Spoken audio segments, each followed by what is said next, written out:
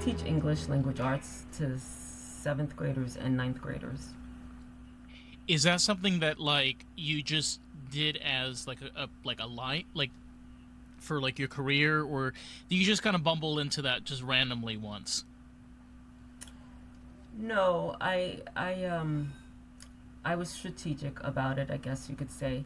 Um, Okay. I worked, yeah, I worked in a book publishing company for many years, and then I decided to become a teacher, and then I worked, did my certification or my master's degree so I could become a teacher, and then that was it. It's not, you know, it's weird because we think of teaching as it's something that's very much needed and necessary because it's not only like education, it's also shaping and molding people, especially like you're talking about Hmm. like seventh or eighth grade. Like, you know, sometimes Hmm. teachers can make and break people. They can leave memories. Like, I can tell you the honest truth. Like, I remember some teachers that like literally left a mark with me. And you definitely Hmm. are a creative person from what I like the little bit that I've like got to know you. And I think that is an amazing balance, right? Because not only are you putting yourself in a place that's definitely stressful, you got to deal with kids. You know, let's be honest, like they're not always the easiest. They're kind of a little bitchy No, they're sometimes. not. And Yeah. I think that's really amazing. I really think that shows like not only a true sense of character but also of how much you're able to accomplish, because like you said, it's something that you definitely did strategize. Like you definitely thought Hmm. about the pros and the cons that come with it. Yeah. Yeah. Yeah. I feel like there are times when being a teacher is really, really gratifying. There are Yeah. other times when it's just so challenging that I wonder if it's even worth it. There have been times when I've really decided I'm done with this. I'm done with teaching. And then there are other times when I'm like, no, let me just stick it out. There are some good kids out there. It's a challenge all around. And not always is it awarding, right? You know, we can talk about also how even it's similar how teaching and writing kind of have like the same thing in that sense where you don't necessarily feel that gratification. You know, a lot of the times you Hmm. get that negativity, you know, things are not going the way that you want or something's not planned, but there's a lot of stuff that's happening in the background. Like people are still being inspired, people are still learning things, but not always are you in that scope or aware of that. Um, Hmm. I'm young. Like I'll tell you this straight up. Like I struggle with this terribly. I think a lot of artists, I think a Hmm. lot of creator people, or even educators run into this. But I think Hmm. it's a real thing that you need to be able to grapple on, to be able to handle all of it. Absolutely, I completely agree with you. It is a challenge, and you have to continuously, I guess, make sure that you inspire yourself. You make sure that Yeah, you keep yourself grounded. Yeah, I think that's important. it's also like it also ties into also like well-being, right? Because a lot of the times we get into our own heads in the sense where we think that we're not deserving, you know, or we haven't worked hard enough, or you know, there's something that we're doing wrong, and our mind has a very powerful way of convincing us of things that are completely not true. You know, where Mm. people around us can see how much we're doing and how much of the things that we're benefiting others, you know, all the things that we come, because Mm. again, like these are things that you're passionate about. These are things that you want to, Mm. especially when it comes to writing, especially when it comes to drawing, especially when it comes to making music or films. Um, Mm. but it's your mind. It's your mind that's so powerful that does that shit to you, which I don't know. How have you been able to deal with that? I'm just curious. Well, so you know that you probably know from what you read about me that I have suffered with depression, and so that's my Yeah. mind, you know, Yeah. really causing me to feel negativity about myself and about the things that I'm doing. And one of the a few of the things that I have found that worked for me, I found it completely by accident. My cousins and my sister and I are very close, and we are always challenging each other. We're always hanging around each other, and one year, I don't even know why we decided to do this, but we decided to challenge ourselves with working out every day. And then that turned into, what meditations are you doing and what's working for you. And then we started reading books, self-help books together and discussing them and actually going through the process of changing ourselves based on the self-help books. And I found that all of those combined together really helped me change my mindset, along with some other things like positive motivational videos and all that. And so all of that helped me have a mindset shift, because as you were saying before, our minds are really powerful They in are. that in the way that we think about ourselves and the negativity and all that. And so I did a number of these different things completely by accident. I wasn't strategizing like, okay, let me do this so that I can combat depression. I was just doing it because, hey, my cousins and my sister were doing it, so let me do it too. And then it happened to help me with my feelings of negativity and my depression. And I was just like, hey, I found something here. That was kind of cool. I think it's something really interesting, right? Because we live in a period where we had a pandemic and isolation became a normal thing. Mm-hmm. And we have forgotten that one of the ways that, many of the ways that we've been able to heal and sometimes get out of our shell and be able to grow as individuals is to have those other people around us. Like you said, being able to have like a cousin or having a sister or just even really, really close friends, somebody that you could Mm-hmm. talk to, you can confide in, and they can say, Mm-hmm. "Hey, I tried this. You want to try it out?" And open your eyes to new possibilities. Because let's be honest, like you're limited in your own scope. You see things through your own narrative, your own direction. Other people maybe be Absolutely. able to pick up on things differently than you can. Yeah, yeah, yeah. A different perspective is always beneficial, right? And but they also have to be on the same page as you, right? You Yeah. can't be somebody who's looking to change your life in one specific way, and somebody else they have a different perspective of it, but their different perspective is going against what you want to do. So you have to be careful with that as well, right? Yeah, especially. I mean, because look, for even for myself, right, where I definitely have had a lot of trauma. I came from a pretty difficult upbringing. For me to sit next to somebody that came from a pretty cushy background, somebody that was maybe raised in an upper class family where parents are financially stable, they're constantly giving them money, like they're 16, they bought them a brand new car, the whole deal, right? Does that make them a bad person? No, absolutely not. Can I be friends with them? 100%. But to your point, right? There's certain things that I cannot relate to them. Like, if they try to give me advice about mental health and depression, I'm not gonna, like belittle them, but I'm gonna be like, we're on two different levels over here, man. Like, my Yeah. traumas and things are very different than yours. Mm-hmm. Yeah, I think that's a good point.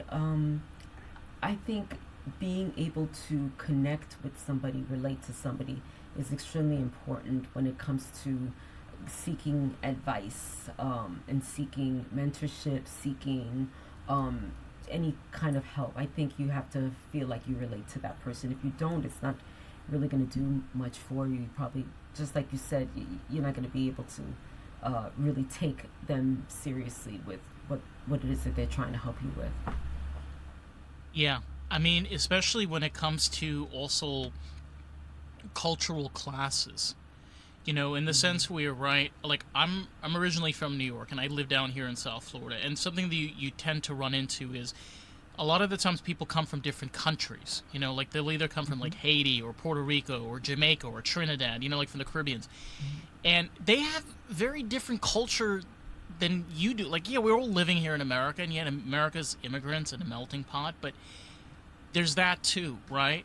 So a lot of the times where there are things that you can relate on, but they're also coming from their own culture. Like I know, for Mm-hmm. example, like when you deal with Haitian culture, a lot of the times, like speaking out and being aware of mental health is sometimes not something that's very well discussed.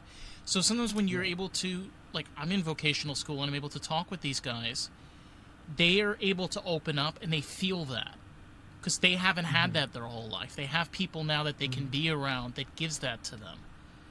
Again, that new Mm-hmm. idea of being able to explore and open up your perspective. Absolutely, I completely agree with that. I happen to be Haitian American, and There you I go. completely, yeah, I completely hear what you're saying because the cultures are so different. They Yeah, look at mental health differently. They look at a whole bunch of different aspects differently. yeah. And if you are trying to have a discussion with them based on that, and you have very two opposing viewpoints, it's hard to come to terms with whatever it is that they're talking about. You just have to agree to disagree and just keep it moving. I think also a lot of the times, right, when you deal with a lot of anxiety and a lot of depression, especially when you're around people. Because I'll be honest, like sometimes people are very intimidating. People make nonverbal gestures and you don't know exactly what they mean. Sometimes people don't respond the way that you want them to respond, right? They say something and then Mm-hmm. your mind is going all over the place.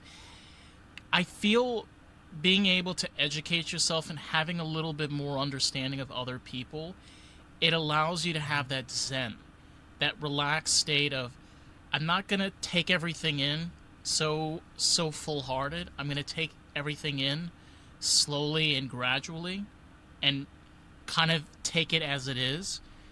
Because what you end up doing is you're hurting yourself. You're not benefiting Mm-hmm. yourself in any shape or form. You're just gonna Mm-hmm. constantly then want to be like, I don't want to go out. I'm gonna do DoorDash and play video games and lock my door and be gone for 5 years. Mm-hmm. I think that's a healthy way of doing things, taking it as it comes to you, and perhaps even if it's something that you don't understand, looking it up. I mean, we have such easy access to information these days. You could always look something up if you don't understand it Crazy. and Yeah. educate yourself a little bit. Yeah, absolutely. Hmm. I think also I think everything like we've also discussed, and I think like you're definitely the right person to talk to about this. Is we tend to tend to think that we're alone in a lot of things, and it's true. Like a lot of the times in life, like you are alone. Like you have to be able to be independent and be able to make your own choices and things. But I think also being aware and understanding that not having people in your life is not healthy. I think it's one of the leading causes to why so many people are mentally sick. Right. I can certainly attest to the fact that I would not be where I am right now if it were not for the people that stuck by me.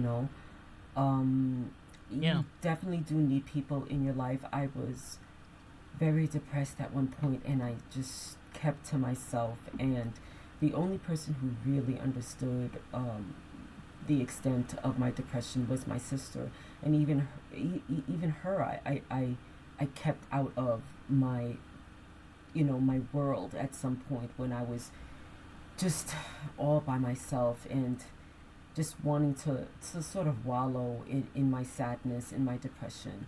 And it wasn't until she's the one who sought therapy for me. She's the one who was just like, you need to get out of this funk.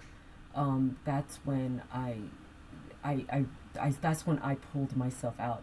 So if it wasn't for her, if it weren't for her, then I it would have probably taken me a much longer time to get out of the depression that I was in. We definitely need other people. We definitely need other people in our lives. I completely agree with you on that. 100%. I think also what's interesting, right? A lot of the times, and I've just noticed this as an artist, a lot of artists definitely can have like trauma or, like you said, deal with a lot of times very difficult things. And then a lot of times what flourishes out of there is the artistry. Do you Mm. feel like in your case with your book and with your writing, do you think that that's the product that came out of it? Or do you think that was just a longer road somewhere else? Well, I've always been a writer, even before I realized that I was a writer. And one of the things, like I was suffering with depression in my early 20s, even before that, and I didn't even realize what it was. People weren't talking about it as much back then. And one of the things that I did in order to sort of understand what I was going through, I started writing about it. You know, I created a female protagonist who was going through the same issues because I didn't know what I was dealing with, so I called them issues. Who was going through the same issues as I was, and I didn't really know where the story was going until I was finally diagnosed with depression, and I was like, okay, that's what my main character has. She has depression, and that's what I did some research on it. I used my own experience and how I felt during my depressive states in order to create my main character and to create her struggles. And so, yeah, my novel is a direct result of what I experienced as a depressive, and I just did a bunch of research so that I could make sure that it was as accurate as it can be. So, I really love yeah. I really love that because I've had other authors on that are also teachers, Mm-hmm. and something that I've noticed, especially with teachers, a lot of the times you can feel limited and underappreciated. Because let's be honest, like a lot of places in this country, teachers are not paid well and they're not treated Right. to the best standards. Like a lot of the times, teachers will try to talk to the principal or talk to education, like, "Hey, can we get some changes?" Yeah, yeah, yeah, yeah, yeah, yeah, yeah. We're doing it. We're doing it. We're doing it. We're waiting for the budget to be updated. Yada, yada, yada. It's just the same Mm. bullshit over and over again, you know. And then again, like in a way, teaching is a type of craftsmanship. Like there's an artistry that comes to it, and when you love Mm-hmm. language and you love being able to be creative, and then trying to figure out what the hell is going on in your brain, and just to be able to write down, create a protagonist, like create a story around it. That to me is Mm-hmm. like, that's real art. That's coming from a real place. It's coming from like a need of like, I, I, I need to do something with this. What do I do? I Right. throw it on Right. pages. Yeah. Yeah. Yeah. For me, writing was also something that helped me. Like a As I said therapy. before, it helped me understand. Yeah, it was like my therapy, right? I felt like, as I wrote down what I was feeling, I just let it all down on the page, and it, freed myself of the what I call the depression monster. And I as love far that. as yeah, things, and as far as teaching is concerned, it could definitely be something that's frustrating that could add to the depression, you know. And we just have to find ways of coping, right? I found some ways to cope with depression, and on a yearly basis, I find ways to cope with teaching and the things that we have to deal with as teachers. Yeah.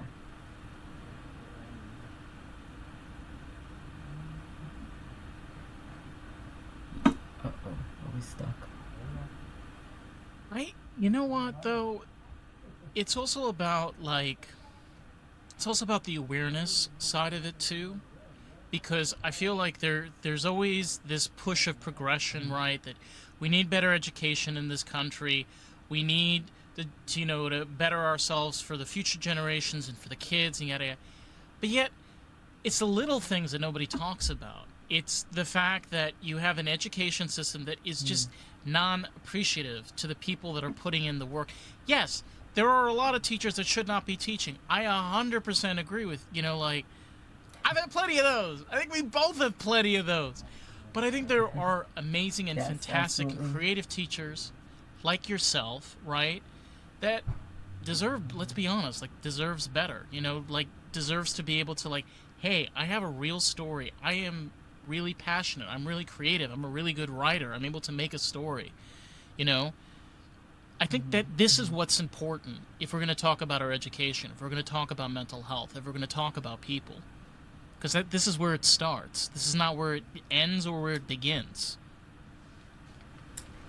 It's interesting because I feel like I used to talk to students, talk to my students a lot more about, different issues in my life, different things in my life. They all know that about my sister, about, the things that I do outside of school, right? I shared with them, right? And I think that's important that you share with your students. They know a little bit more about you as a person, as a human being.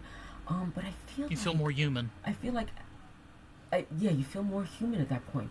But as I got on to my later years as a teacher, I don't share as much with them anymore about my life. And I think that's because teaching has gotten to the point where it's so structured, at least in my school. where it's so structured that you have to do certain things and you have to cover certain areas, and I don't always feel like I'm the teacher that I was many years ago when I first started, because I feel like I have to teach to the test. I have to do this, and I have to have this by a certain amount of time, and I have to have. I don't know. It's just it just feels like I'm not as giving of myself as a teacher as I used to be, and that kind of bothers me. And I'm trying to find ways around that. You know. It's hard because, you know, what gets forgotten is you have this whole system that's working against you. And, you know, Mm. a lot of the times you could use the excuse as the whole country, but the simple fact is that even by county, state by state, across this nation, this has been an ongoing issue for many, many years, in the fact that you cannot restrict education. You cannot rule and command education. You know, the whole idea is you're supposed to create a strong future generation. How are you supposed to do it if you're limiting people to do... Like, I'll give you a great example, right? We're talking about the arts, we're talking about being creative. If you try to do the stuff that they do in the education system to the music sector, nobody'd be listening to music. You'd have songs that'd be exactly 2 minutes and 50 seconds, that have to have the exact same set of words. They can't have certain words because otherwise it's out of context, or it's what's the word? It's uncomfortable, or it's unsettling. You know, it's not it just goes on and on and on and on, and then it's enough. That in itself is limiting. It's not benefiting you. It's not benefiting your students. It's not benefiting anybody. It's making people money, maybe. I don't know. I'm not in that I department. don't know. There are so many teachers out there who think outside the box and who get very, very creative with their students, and who really raise the bar. And then I don't really feel like I fall into that category per se, and I'm not trying to You put don't have myself to. down or anything, but I No. I feel like, yeah, I feel like sometimes I'm so overwhelmed that I'm just like, I'm gonna do the bare minimum, you know. And that's so sad to hear, but you know that again, there's That's the okay. problem with the education system, the way that the teachers are expected to do so much with the little amount of time that they have to do it in. You know, we are there to create lesson plans and follow through with the lesson plans. Know all the students. Know who are the students who are sick, who need to visit the nurse's office. Know which students are the ones who have IEPs, and we have to contact parents if the students are missing, if the students are absent, if the students are not doing well. Then we have to. It's a constant thing, and it gets very, very overwhelming very, very quickly. So Yeah. yeah, therein You lies know the what though? problem. You bring up something that's really true, which is where you cannot expect other people to solve the problem for you. You know, and the idea is like, you don't need to add another 40,000 jobs just to fix the problem. That's not how you fix issues. You don't add more people to fix a problem. I think what it comes down to is clarity and understanding. In the simple context of, right, your job is there to be an educator. That's it. Like, the job is just to be an educator. You're there to educate. End of story. Being able to add all of these other things in there, it's like, wait, hang on a minute. If we have to add all of these things on, maybe we got to rethink this a little bit. You know what? Right. It's the same idea with it's the same idea with writing, right? You're writing a story, you get up to chapter, let's just say chapter 7, and then you're like, hey, hang on one minute. I'm getting overwhelmed over here. Now I got to start adding all this. Maybe I need to restructure this a little bit. Maybe I need to go back. There's always a solution, but if you're just going to keep on throwing tools, you just throw everything you can out of the toolbox at it. You're not solving it. You're just overwhelming everybody. Yeah. Absolutely, absolutely. And I think a lot of teachers are feeling overwhelmed these days. But you know, I mean, we just do the best that we can. That's all. Just do the best we can. But I think you know what though? I think it's really amazing that even through all of that, you're able to still write, you know, you're still being able to be able to do something for yourself. I think that's also something to really take into account on how strong people can be. Even if you can't change the voice, or if you can't go viral, and you can't get 100,000 people champing along with you to the rally. If you're able to make those triumphs for yourself, I think that's the most important thing. Like, as long as you're able to do that, you're able to continue that. That, I think, is the most important thing. For a very long time, every year the school year is in session, I actually neglect a lot of my own things, like doctor's appointments, my writing, taking care of my house. I neglect all these things because the school year is so overwhelming for me. I mean, I'm not going to speak for every teacher, but that's just the way that it is for me. And it's only since, I believe, last year when I finally said to myself, okay, I am going to take some time out during the week, every week, so that I can devote to my writing, because I cannot let my job as a teacher sort of infiltrate my home, where I cannot spend any time at home doing my own things. It can't only be Yeah. lesson planning and grading and all that. So yeah, You I have think to it's be very your own important that, self. oh Yeah. yeah, you have to be your own self. You have to take time for the things that you love, the things that nurture you, the things that bring you life, because it cannot be only about the job, or else you'll die a little bit inside. You can't have Yeah. that. And I'll tell you something, like, the amount of people that I've ran into, either maybe in person or over the phone, that are older, in their 60s and 70s, and have taken that route, burn themselves out, just keep to the grind. They are some of the most nastiest, most angry, most negative people you'll ever meet in your life. And then you have the opposite people, which they struggled, but they still did the things that they loved. Like you said, finding time to be able to do their own passions. And they're some of the most fun 70-year-old, 80-year-olds you'll ever be around, because they still stuck to themselves. They still believed in themselves. Even if they're not famous, even if they're living in a 55-plus tired, Right. who cares? They're still happy. They love life, because at least they accomplished Right. something. Yes, absolutely. That, I I think, is so completely important. agree with that. Yeah, because if you do the things that you love, you will be happy with yourself, right? Or Even when you're happier, older. I should say. Yeah, Yeah. yeah. So I You I kn- think that's incredibly important. It's so important. You know what, though? Like, I think with all the time that, even being able to speak with you, I think something that is really a hard pill for a lot of people to swallow. Life isn't supposed to be easy. It was never designed to be easy. If you look at nature and the way that things correlate with one another, how you have prey and predators, and how even nature itself can be so devastating. I think what we can learn from all of this, that even if life is full of struggles and is not perfect and it comes with its obstacles, I think that is the very nature of why we love life. Because if everything was perfect, Mm, if everything was a utopian, you'd have no drive. There'd be no purpose to do anything. right, right, right. It would actually be quite dull. We need variety in all sorts of ways, right? We need pain. We need a lot of pain. It's just horrible to say, but it's kind of true. It's like, I, I tell you, like, some of the most amazing people I have been around are some of the most traumatized, some of the most fucked up people you'll ever meet in your life.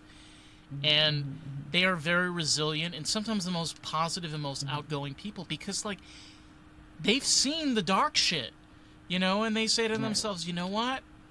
Been there, done that, ain't doing it again. Like, if I have to live on ramen and ketchup, that's fine. Well, the pain helps us with our perspective, and it helps us to see what we don't want in our lives, and it helps to strive. It helps us strive towards bettering ourselves. So that it's necessary for us to feel pain in order to become better human beings, I think. I know, and it's a hard thing to tell people because Mhm. who wants to go through pain? But it's true. I think Yeah. if you're constantly cushioned, if you're constantly being comforted and you're constantly being Hmm. blanketed, I mean, how much can you possibly grow? How much can you actually Right. be, a Hmm. responsible partner? How could you be a responsible person? Yeah, yeah, yeah. I completely agree. We need that contrast. We need that contrast. It helps us as human beings. And I know that constantly, we talk about the future generations of people that are coming after us. But I think that's something that we forget, right? A lot of the times, the things that we do, the conversations that we have, the things that we write, the things that we make, it's not always for us now. It's sometimes for the people that come after us, and Mm. I don't think that's a bad attitude to have. I Mm-mm. think if we don't allow there to be a better path for the future generation, for them to be better people, then how are we bettering ourselves as a society? How are we bettering our own communities? I mean, do we really want to grow up another like generation that deal with severe depression, anxiety, isolation Mm-hmm. issues, like Mm-hmm. problems communicating? I mean, come Right. on, these are basic skills. And the thing is, I think that all of these issues that you just mentioned are being talked about so much more now than they have in the past. Yeah. So I think we're on along the right path. If people are talking about it, people are acknowledging it, people are putting it at the forefront, and people are making time for themselves and creating, um, they're creating barriers. They're creating not barriers. What am I trying to say? They're letting people know what they will stand up for. They're letting people know what they will not allow. I think we're along the right path as opposed to 20, 30 years ago when people weren't talking about this. I think also the internet really opens up the doors because I could tell you my own experience, like talking with some of these 4, 5, even 7, 8, even 9, 10 year olds. Jeez Louise, the stuff that they ask, I'm like, I would have never asked that when I was a kid. But they have Mm, the internet and they're so aware that yeah. it, they start asking questions. And I sit there Mm-hmm. in awe because, like, to me, that is amazing. Because then you have a 7 year old where you do have, like, let's be honest, you have those educators which they try to like push the agenda and the bullshit, and then you have these kids who are like, hey, hang on a minute, but my parents know people like that, but they're not like that at all. And then they Mm-hmm. start putting things together, and then they go on their phone. They know how to use their phone really well. And they go on YouTube and Yeah, yeah, of ChatGPT and course. all.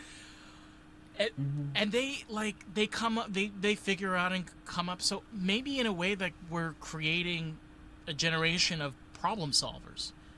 They can be more complex at problem solving than we can, which I don't think is necessarily a bad thing. It's not a bad thing. I guess they are coming up as problem solvers in a sense. Yeah. Um, I happen to be a little bit afraid for this current generation that's in school now because of everything that is at their fingertips. As a teacher this year, I found that a lot of students were using ChatGPT to answer questions, to hand in essays, as opposed to doing the work on their own, which only lends to the fact that they are not thinking on their own, and I'm afraid that we are teaching or trying to teach youngsters who will not know how to think for themselves. So, problem solvers, I'm hoping that you are right, that we are seeing a number of problem solvers coming up, but I also see students who are taking the lazy route and not thinking, not using their thinking skills in order to write down an essay, write down an answer to a question. So I'm kind of afraid for this generation that's growing up And now. it's interesting you mentioned that because it's seventh and eighth grade, right? Or is Seventh and ninth graders. seventh and ninth? And you're talking like that's also English. which is Mm-hmm. It's all about interpretation. It's all yeah. about looking at something on the page, looking at the deeper aspects of it. What do you think the author meant here? What is it about the character that you see? All these thinking processes, my students were not able to really think about what was going on in the stories, and they just sat there looking at me. No, and you also need to, like, for example, I'm in the automotive industry, and one of the things that you need to know how to do is to be able to read and understand Mm, grammar, because one of the big things in my industry is acronyms. Acronyms is a right. very big thing. You have to be able to prognose and dissect and Mm-hmm. understand ways of how if you don't Right. have these skills, it's like you Right. can't work in the industry. Like You can't. You're always going to be depending on something, something yeah, external in order to make the the diagnosis, or to think to think the thing through. yeah. It's going to be a challenge. And you know I don't like to get too sci-fi and too crazy over here because a lot of times like we speculate, but the idea is in order for us to survive, if we integrate with AI, we integrate with as we continue to because we are kind of integrated already. We have smartphones and we have, Mm, but yes. if we integrate effectively and smartly, meaning the fact that we still stay human, but now have a broader and deeper understanding of being able to understand things. Mm-hmm. Instead of what you're saying is where you're using it as a scapegoat. Instead of being able to problem solve Mm-hmm. and being able to figure things out on your own, you're using an assistant. Mm-hmm. You're not even using your own mind. Right. Like, that already becomes dangerous because then you don't need the human anymore. Mm-hmm. It's like just replace the human with the Right. artificial intelligence. Have the whole planet running with AI at that Yeah. point. Yeah. Yeah. It's kind of scary. God, this is scary. We don't Yeah. know. And that, you know what, it's hard, right? Because, again, I'm not a teacher, but I'm sure if you want to talk about this, we definitely can. Where it is definitely something that there are people that are passionate about what they're doing. And then you have where you're spending all this time and then you're being overwhelmed by all this bombardment of all the extra stuff that you need to do, which, quote unquote, you weren't even hired to do, let's just be honest. But then you got Mm-hmm. to deal with these kids that you're like trying to educate, and then they're just like ChatGPT. That kind of makes you a little Mm-hmm. like I can imagine like that kind of makes you a little shitty. It's like, hey, like I'm dealing with enough crap over here, and then like you're not even bothering to process what I'm teaching you here. It's interesting because I take it so personally when I find out that they've done something like that. It's like almost a betrayal. It's like, I thought you liked me. It has nothing to do with me, and I know this, but being No, it's just the human, I curriculum. feel like it's a betrayal. Yeah, right, right. And so, I think how do we fix a curriculum that's broken? I look. It's weird because I look at this from a very libertarian perspective in the sense where I think education should really be a county by county, state by state solution. Meaning that each Mm, county, each state has their own education system. Plain and simple. It's like people living in Alabama don't need the same education they have in Montana. People living in California don't need the same education as Michigan. Different industries, right. different Mm-hmm. cultures, different seasons, Mm-hmm. different everything. It's like I think it's ridiculous. And then it's Yeah. just lackluster I, because I, you're just making everybody sick. Sorry. no, it's, Sorry, yeah, like it it's makes me very boil. Like frustrating. imagine how much it makes you.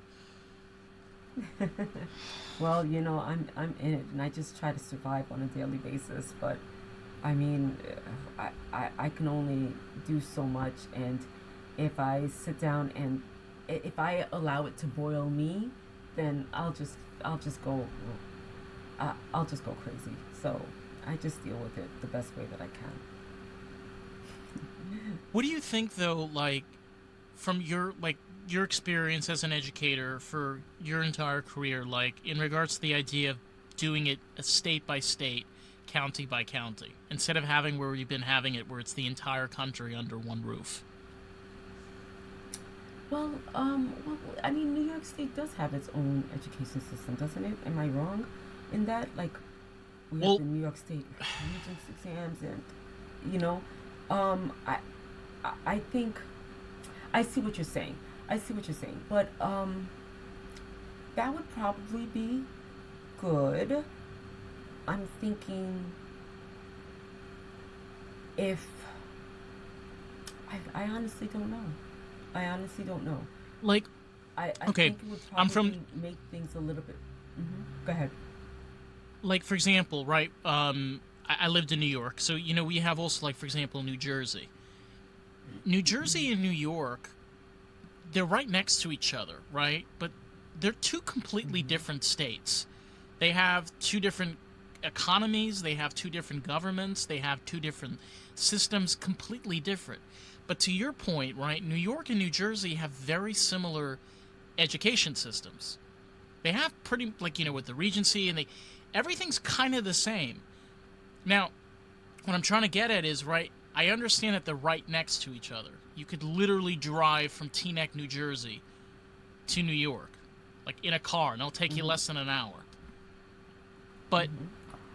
different communities, different vibes, different, you know what I'm saying? Mm-hmm. That's what I'm trying to get at. It's like Mm-hmm. you can't expect everybody to that's the thing too is, right? Can you imagine walking into a gallery and every single painting is exactly the same? Oh, that's That's how so I see our darn education good. system in this country. Mm, right. There is a problem there with that. Absolutely.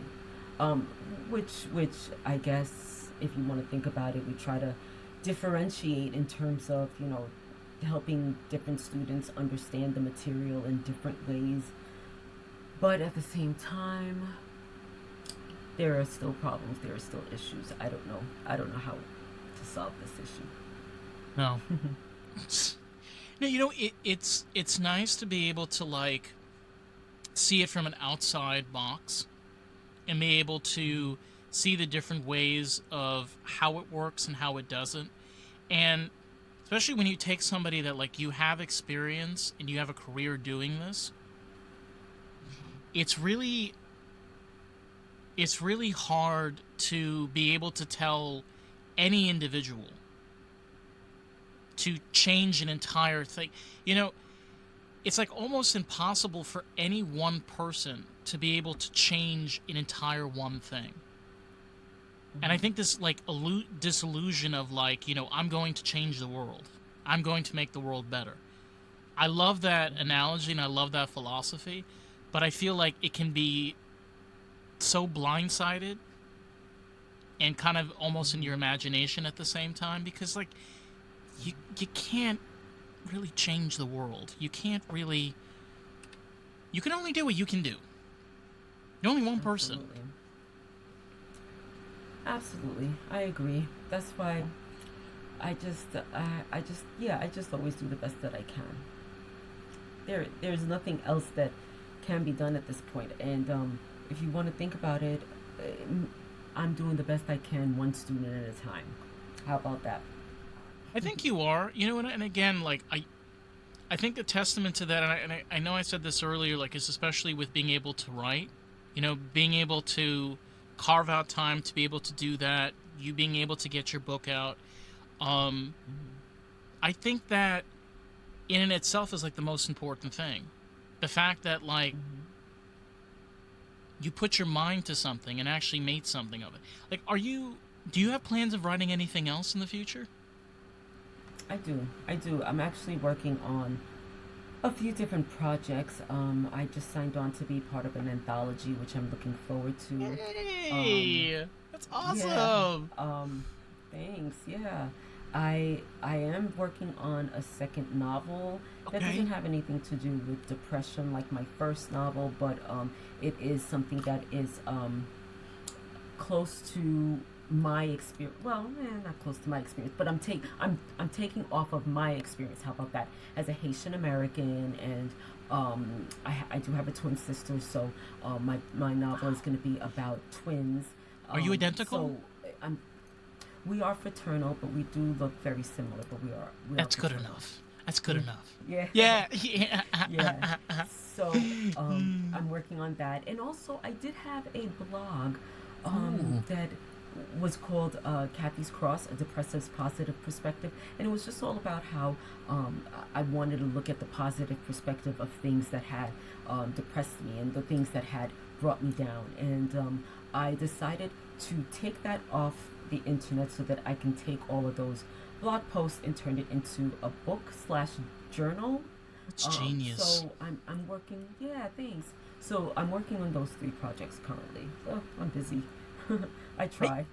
See what I mean? Like, you're literally like exactly to the point, right? Where you sometimes have, and I've had this too, where you have like this idea, like especially like a blog, and you put Mm-hmm. all your thoughts and everything into it, and then down the road, it turns out it's a great project for something else. You know? Yeah, right. And I hadn't thought of it like that. But at some point, I was just like, you know what? This would really be good as journal entries, like where somebody looks at it and they can reflect on it. Oops, they Oh, can you're okay. reflect on it and then write their own entries. And I thought that it was a really good idea. So I'm really pleased with that. I'm pretty proud of myself for that. Yeah. I really like. I have this journal. I should be writing more in it, but I got this journal a while back. It was written by this business coach, where, and this is the reason why I love this thing so much. Instead of just having where like the stupid day to day crap and whatever, it like just gives you like just stuff to write down. Like they'll say like, what's something right now in your life that's inspiring you right now? Yeah, yeah, yeah, yeah. Yeah, I love that. And then you just start writing, and then you got a whole paragraph. Yeah. That kind of stuff just gets your brain moving, and I think like you don't need to like go through a whole query of like 50 questions to figure out who you are. Mm-hmm. I think like there's Mm-hmm. ways of like Mm-hmm. rooting that stuff out and just get it written down so like you could physically see it and come Right. back to it. Maybe even on your phone, like I have an iPhone, like you have Yeah. notes, you just open it up and just write it quickly Yeah. down. And it helps you, not only helps you figure the stuff out in your brain, but it helps you process your feelings about certain things. And if you read a prompt that says what's inspiring you right now, you may not have thought about that at all that day. Maybe you're having a really crappy day, and then all of a sudden you see the prompt, what inspires you, and now you're not having a crappy day because now you're thinking about something that makes you happy, and you've just turned your negative day into something that could be really positive. So that's really important.